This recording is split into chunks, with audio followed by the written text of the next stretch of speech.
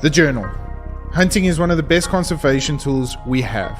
The Journal is a hunting podcast that covers the ethics, history, and culture of hunting in Africa and South Africa alike. My name is Dylan Love. I'm the founder of PH Journals. My brand was created to spread awareness why hunting is one of the best conservation tools we have to offer. So if ethical and sustainable hunting is what you're looking for, well then you have come to the right place.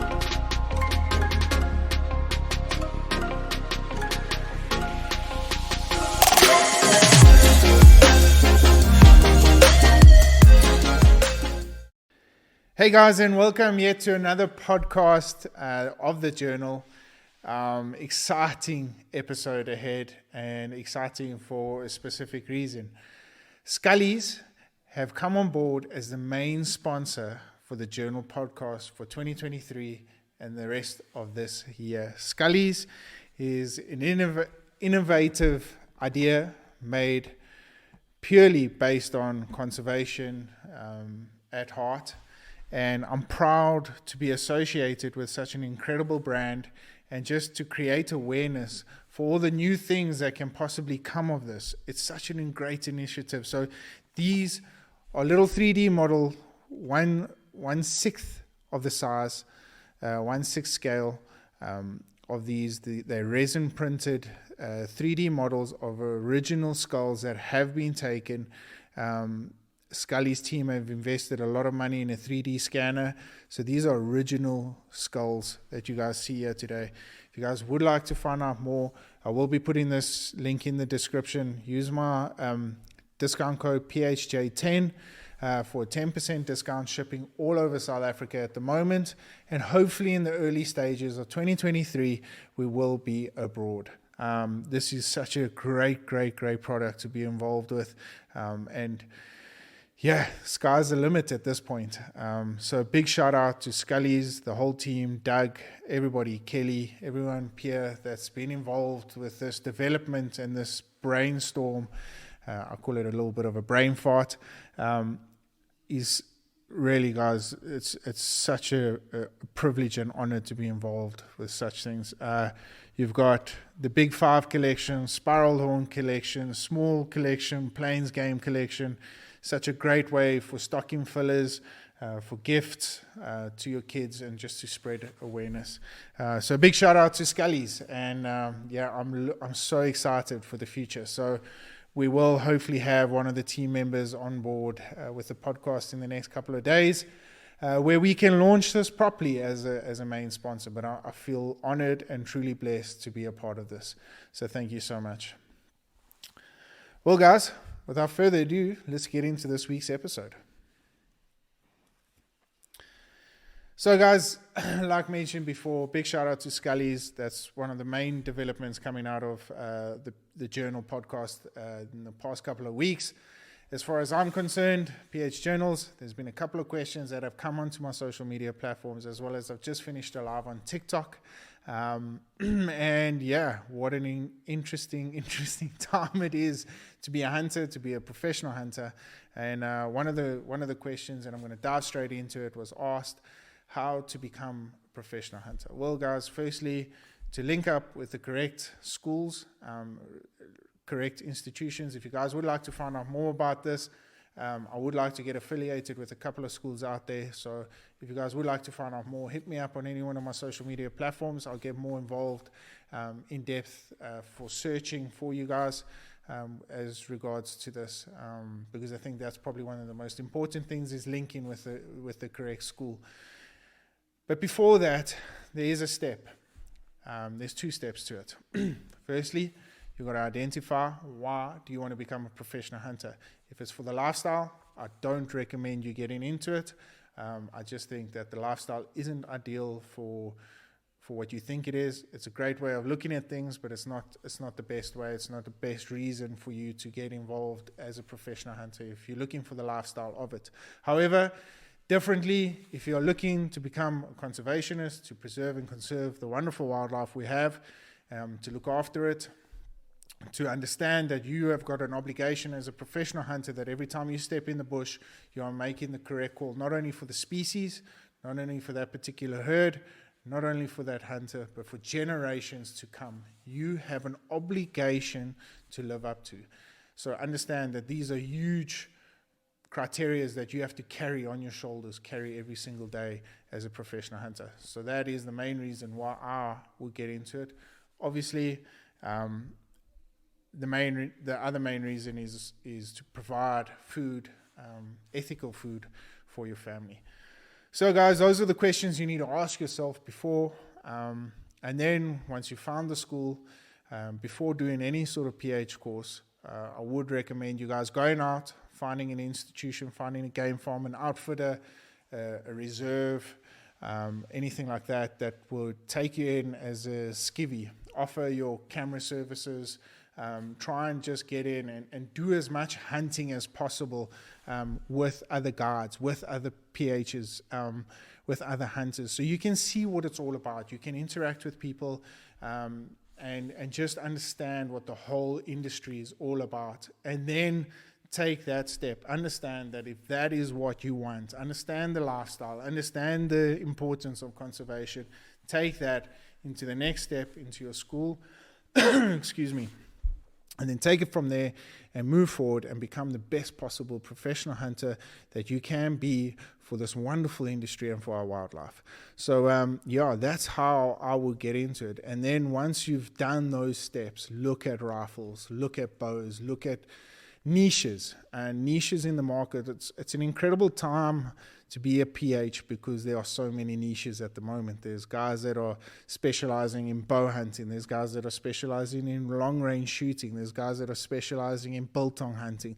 There's just so many branches that you can develop in this specific situation, which I think is very, very important for the future to come. So yeah, that's the exciting part about it, is that understanding that you're going to be able to figure out your niche. If you're a good bow hunter, by all means, stick to bow hunting. I mean, that's what you're going to love to do. So, yeah, and that's how I will go about doing it.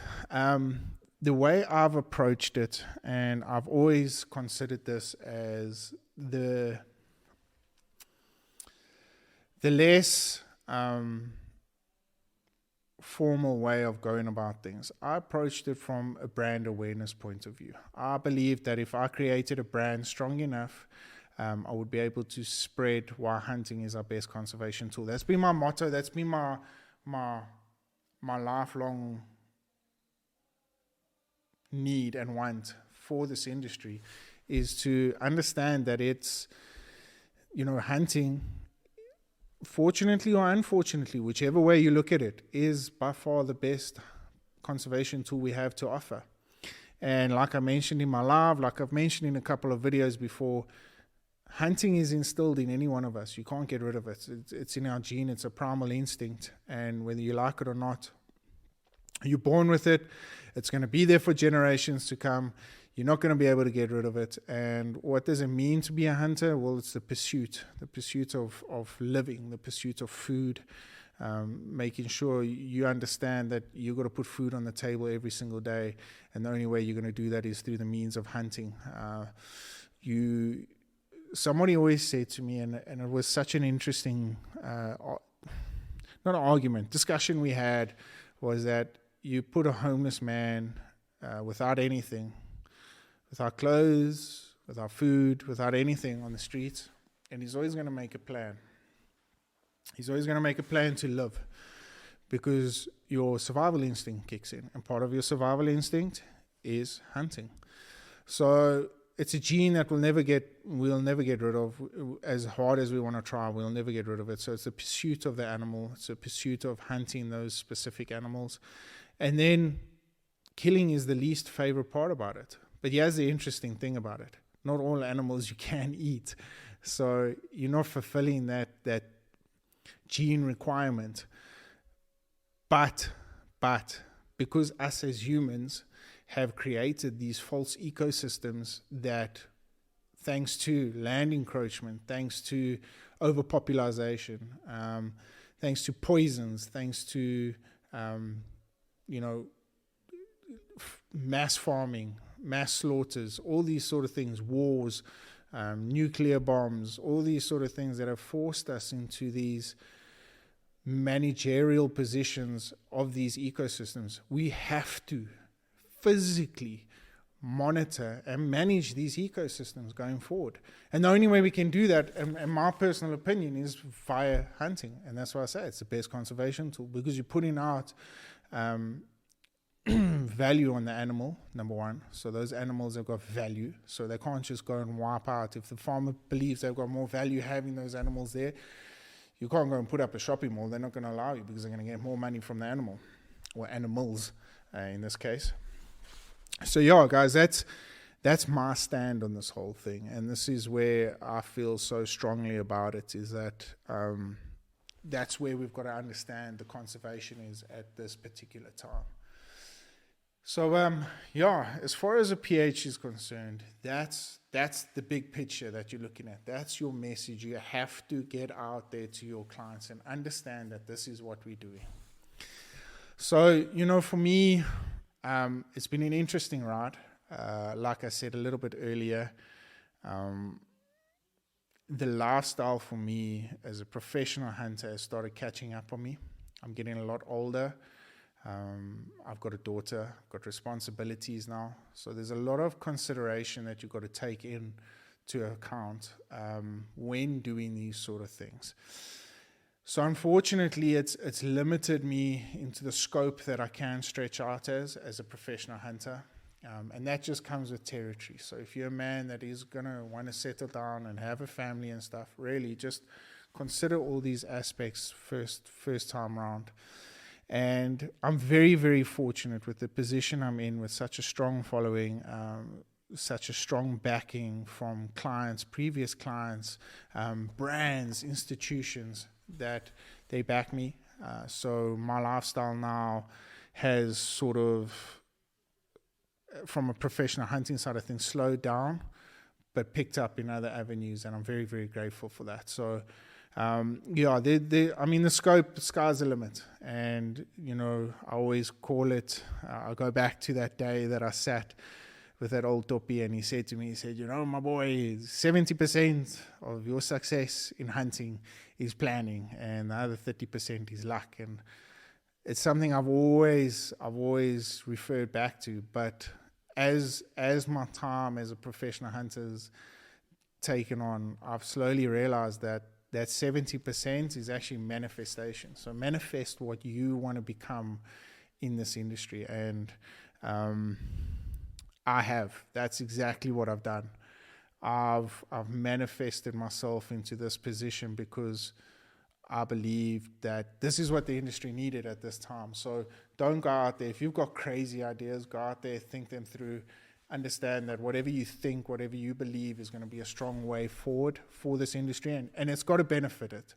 And if it does, by all means, go for it. And I'll be the first person that will back you. And so that's the interesting one, and that's a little bit about professional hunting in a nutshell.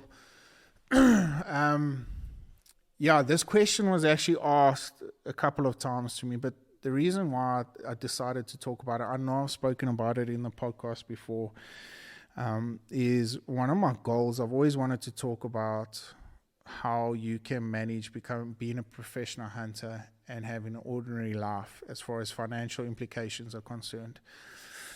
I'm not yet in that position to do that, but how this forced me into doing this podcast about this particular question was, there was an individual from the States actually wanting to find out about it. And for me, it was interesting because, what better way to learn and to do what you love by coming over from America, having the financial backing, because obviously the dollar is higher in value than it is in the rands. Coming over, having such a positive impact, having and really just stating your claim over in the industry over this side and becoming a professional hunter. Who knows, you might stay on until you're 50 years old here in South Africa, or you might just do it for 5 or 6 years. But you need to understand as well that you still have that obligation to make sure that you're looking after the herds. You're preserving and conserving, and that's what you got to live by. So no matter where you are in the world, I know there's guys that are from Norway, Denmark, Sweden, Spain, the US, are all professional hunters. Yeah, there's a couple of them, but just understand that's your obligation. That's what you guys have got to do going forward, as far as conservation is concerned. So yeah, guys, that's it for the first question. Before we get into the next one, I'm just going to stop the camera and start recording again and we're back. So the next question was actually asked as well. And this one I really struggled with. And this is why I wanted Sue Tidwell on the podcast as soon as possible. But thanks to my wonderful government, with the load shedding as well as cables being burst here in Queenstown, our electricity has been coming and going, ridiculous times. I mean, this week we've been off for 3 days straight. So it's been extremely frustrating to try and get Sue on the podcast because, with the signal, if our Skype podcast is not the greatest of quality, then, it loses its effect. And Sue is such a wonderful and interesting lady. And I really, I'm going to ask her this question, but I thought I would try and answer it as best as I possibly can. And it was brought to me by a young lady. She was born in Kenya. Her parents later moved to the United Kingdom. She's wanted to come back to do lion project work here in South Africa. However, it didn't quite work out.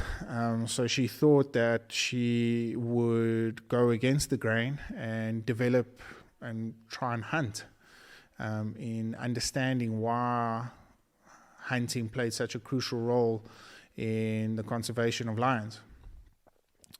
And I said to her, please, when she gets the first thing she does when she gets off that plane in South Africa, she comes down to Queenstown, she does a podcast with me, or I will fly up to her, because I think this is such an incredible initiative for somebody that's completely against hunting, that's come from a country that stopped hunting in the 70s, to come out here now and use it as a tool to get involved with lion conservation was such a unique approach. And I want to pick her brain in why she asked that particular question. And so the question was posed that how does she get involved in hunting? Well, as a foreigner or as an outsider, number one, it's definitely going to be difficult for you to get your rifle license in such a short space of time. So maybe consider getting a rifle license over there, or bringing a bow over, or whatever the case may be, or just tagging along with a professional hunter or with an outfitter. There's loads of outfitters, there's loads of professional hunters out there that are looking for people that are volunteers, to hold a camera, take photos, to take video footage, to do all these sort of things. And that would be a great way to start getting involved in hunting. And I looked at this and I thought, you know what, this young lady is coming out here against the grain, against all odds, from a liberal country, from non-hunting background, to do hunting. Is she doing it for the right reasons? And this question I asked myself time and time again. And at some stage, I second guessed it. I went back onto my Instagram, I read the question again, and I just couldn't believe what I was actually hearing. And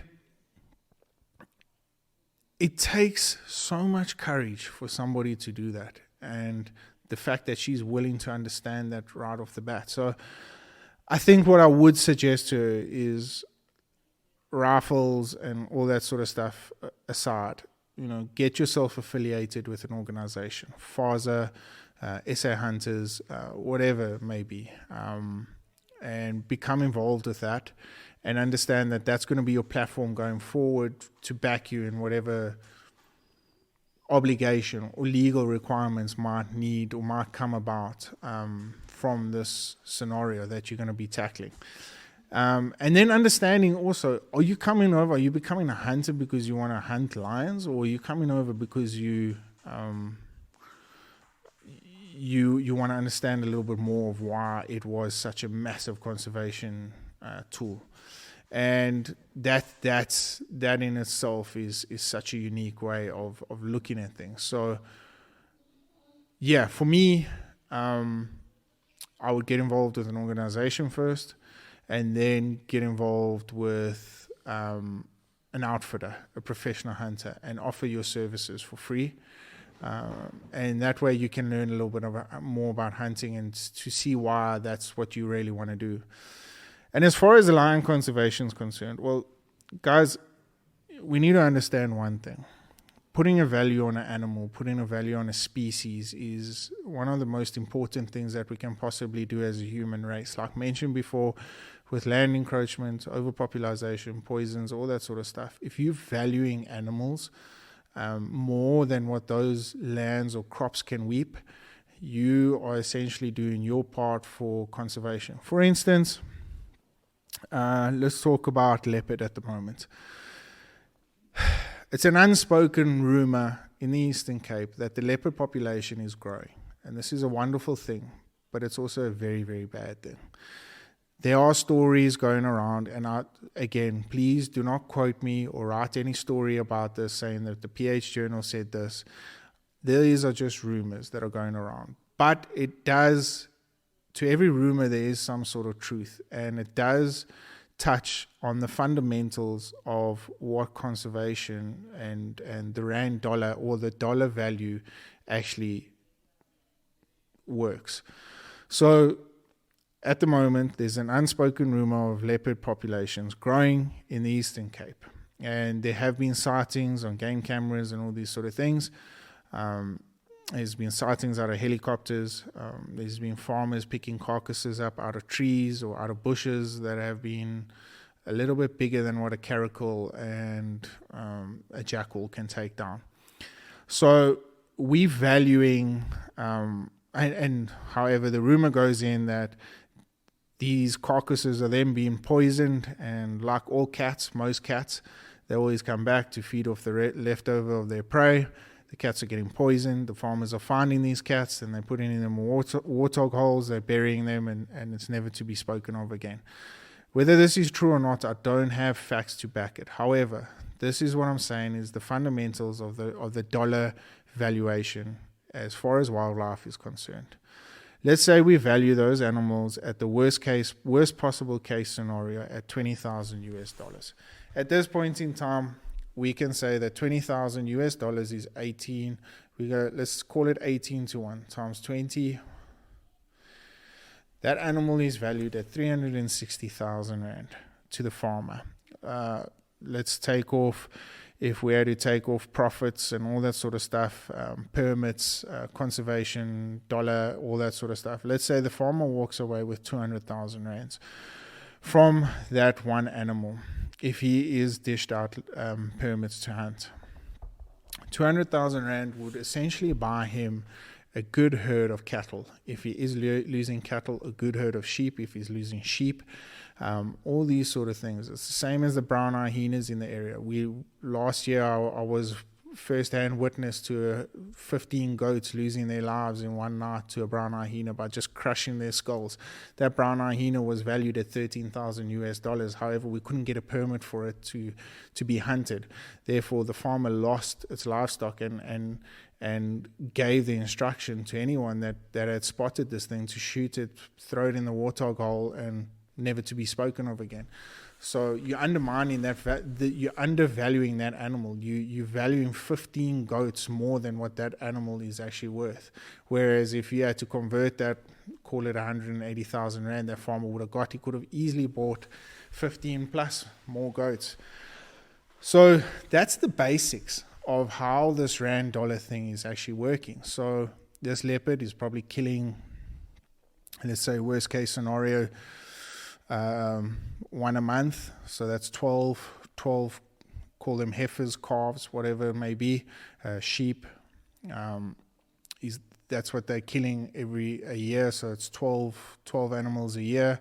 At 200,000 rand, they could easily double their herd from that value, so they don't mind losing. And that's the rule of thumb that's going on all over Africa. I mean, elephants encroaching on the wheat, on the land. You know, they destroying hectares. I mean, there's a massive overpopulation of elephants in Botswana at the moment, and they're causing massive havoc in the crop farming. And I know we speak about land encroachment, but when you're a subsistence farmer, when you're farming for yourself, you value that land at a hell of a lot of money. And if you're losing crop on a daily basis to a massive lump of meat that you can turn in for the rest of your village, and then as well save your crop, you're devaluing that animal. Whereas if that village got what's an elephant to hunt now in Botswana is probably upwards of $75,000, call R500,000 worth of profits coming into that village. You know, you smiling. You don't mind if they go through 2 or 3 hectares or acres of cropland on every month or every second month, you know. And this is the basic. That's the basic fundamental about the dollar, the hunting dollar, I call it. And until we understand that, until individuals, Greenpeace, conservationists, whatever you want to call them, understand that fundamental, we're just going to keep losing. And unfortunately, I feel that we're fighting a losing battle. So getting back to the leopard topic, how much longer is it going to take before we start giving out permits for leopard in the area? Even if it's just 1 or 2 a year, it's still creating an initiative that we have got conservation now at our priority list, instead of finding ways to prevent, because we're not gonna happen. It's not gonna happen. I mean, leopard, elephant, no matter what you name it, is just there's going to be a way that these things are going to get out. I mean, brown hyena, servals. I mean, we saw serval in the Eastern Cape for the first time in decades. So what a way to start off with, by just putting out the initiative, saying, listen, he has a permit. He has one permit for conservation of the leopard in the Eastern Cape, and we allocate this permit to the Amatola district, let's say. And whoever gets that leopard, obviously you know, the more finer print detail will come into effect. Male over a certain age, baiting, dogs, whatever the case may be, but that's irrelevant until you get the permit. So once the permit comes in, then you can negotiate the finer print. But until that happens, we're just going to see lawbreakers. We're going to see people still skipping a crucial part of conservation, and I think that's an important part. So, yeah, getting back to the question, that's what you've got to understand, that the hunting dollar conservation tool was all about as far as hunting is concerned. So if you want to come over here and do the hunting part for conservation, understand that those are the avenues you have to go through. I know there are still game farms that are physically hunting lions, and I fully support it. As crooked as that industry is, and as crooked as it's become, there's still a very, very important place in the industry for it. And I would love to have an argument against somebody that doesn't believe that, because I think it will be an interesting debate, and not to get heated or anything, or to try and prove anyone a point or anything like that, but just to have a discussion and just understand that you know, these are the evil. I think it was one of my friends said it to me. It was an evil. I can't remember how it went. It was an evil necessity. It was an evil need that we needed in the industry to keep these animals. So, yeah, however you want to call it, however you want to look at it, that is it. And yeah, for me, it's such an important part. Yeah, guys, so those are the 2 questions that were posed. I had a great time on TikTok this evening. I'm definitely going to be doing a lot more of that. So if you guys would follow me on the TikTok. I'm going to be doing a lot of TikTok lives. Hopefully I'll get over to the YouTube side of things as well. I have my iPad set up for the next time and try and do 2 things. That for me was great. Once again, a big shout out to the Scully's team, Buffalo, talking about elephant skull. Head along to the website I'll tag in the link below. Use my discount code PHJ10 for 10% discount shipping all over South Africa. I'm sure the Scully's team together with the Splitting Image team will be in the United States in January, so if you guys would like them to bring over, just say PH Journal sent you along, send them an email, and I'm sure they'll bring your order along as well. Great stocking fillers, great little gift to give your kid, your family member, your dad, or whatever the case may be. So, yeah. Guys, I've had an incredible night. I just want to once again say thank you to everyone that supported me. This year has been tough, mentally, physically. I'll get into that a little bit as we go along. For those of you that have supported me, thank you. It's so appreciated.